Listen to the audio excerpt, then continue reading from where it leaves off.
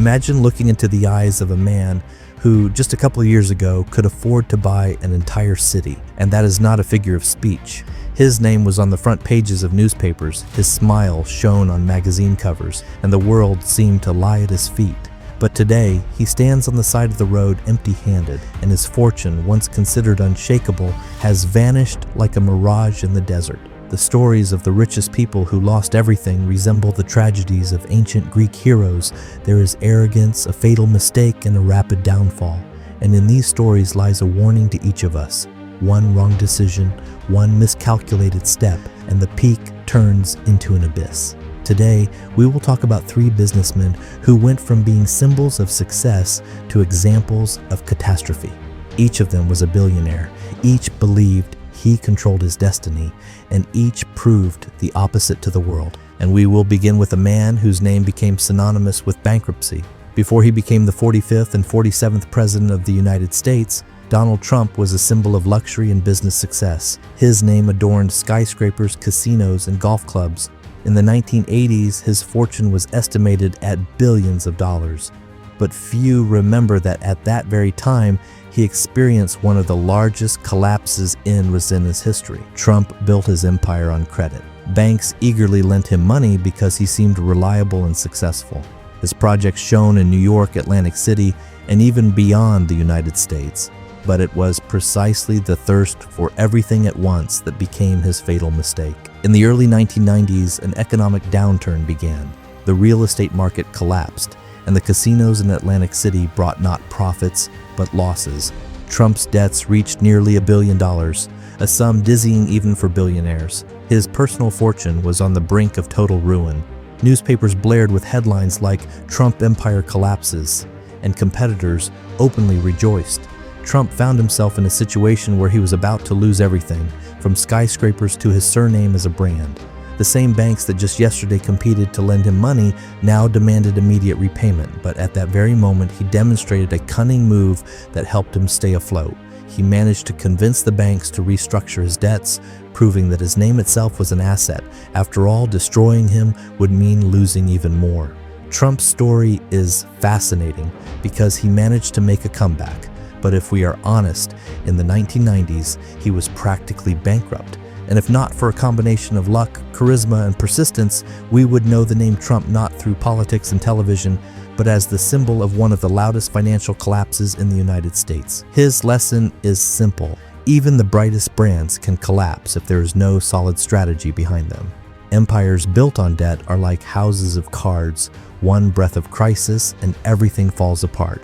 The story of Donald Trump shows that sometimes even the greatest collapse can be survived and turned into a return to the top. But not everyone is so lucky. There are those who, once losing everything, remained forever on the ruins of their own empire. If Trump was able to save himself thanks to his name and charisma, another billionaire, Alan Stanford, proved that a downfall can be absolute.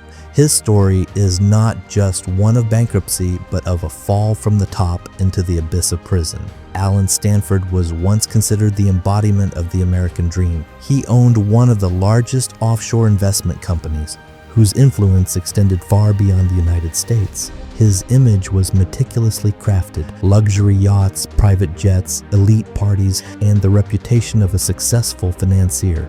It seemed he had found a gold vein and held it firmly under control. But behind the glamorous picture was a deception whose scale shocked even seasoned analysts. Stanford built his empire on a fraudulent scheme that was essentially a classic Ponzi structure. He promised investors stable and high returns, but in reality used their money to pay dividends to older investors. Everything depended solely on a constant influx of new funds.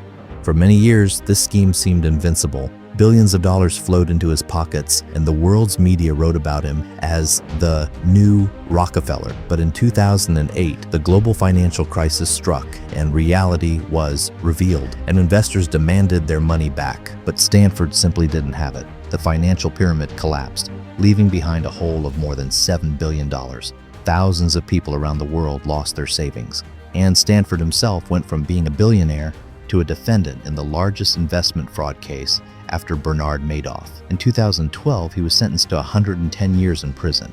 What is striking about this story is not only the scale of the greed, but also the illusion of control.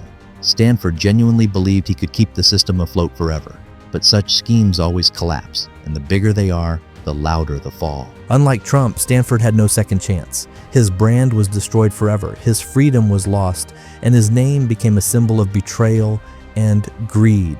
This story teaches another important lesson. Wealth built on deceit or excessive risk is always temporary. It does not truly belong to its owner. It rests on the trust of others. And when that trust disappears, nothing remains. And here arises a natural question. What is more dangerous for a businessman?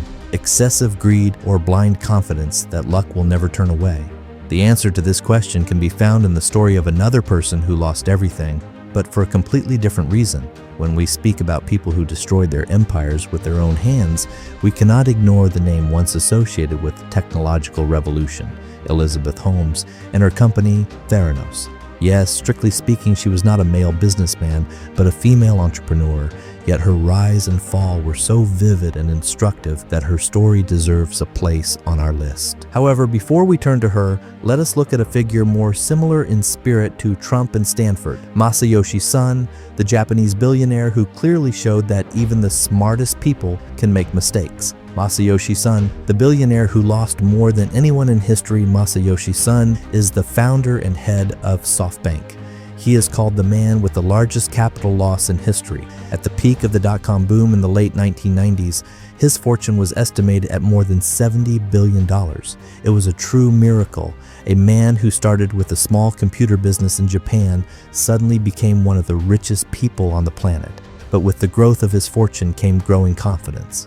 Son believed that internet companies were the future and began pouring massive amounts of money into startups left and right. At the time, it seemed like the strategy of a genius: invest in everything, and at least a few projects would succeed so powerfully that they would cover all the others' losses. When the dot-com bubble burst in 2000, Son's fortune shrank from $70 billion to less than $2 billion in just a few months. He lost more money than anyone in history, about $68 billion. But more importantly, he lost trust and his reputation as an investor, supposedly able to predict the future. Son survived and later made a comeback, investing in companies like Alibaba, which saved his empire. But the lesson of his story is simple. Even the smartest businessmen can lose everything if they succumb to the illusion of their own infallibility. However, while Son's story still left room for a return, the story of Elizabeth Holmes is yet another example of how confidence in one's supposed genius can destroy everything down to the ground. In the mid-2010s, Elizabeth Holmes' name was on everyone's lips. Her company Theranos promised a revolution in medicine, blood testing from a single drop. Billionaires, politicians, and even former U.S. Secretaries of State believed in her idea.